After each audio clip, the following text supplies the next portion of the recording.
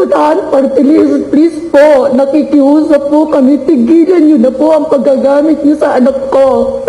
Yung mga picture niyo po na kumakalat, please po. Tigilan niyo na po. Buhay niyo na po. Buhay na po ng anak ko ang kinuha niyo, ninakaw niyo pati mga pangarap niya. Ano ba ang gusto niyo?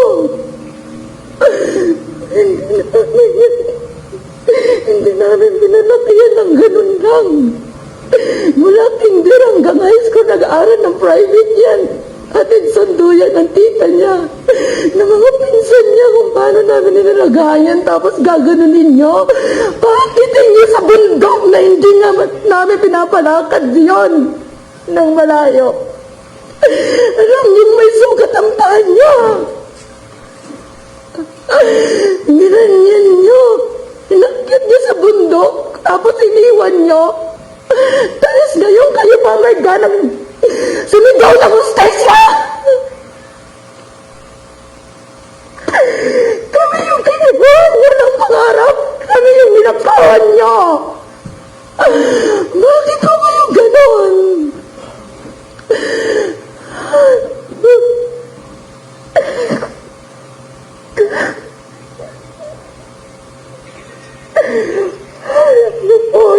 Tita niya, dahil yan ang lagi niyang kasama. Napakasakit po sa kanila yun. Sobra po.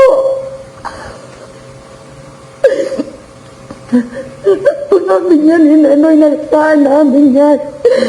Hindi namin yan, tapos gaganan ninyo lang.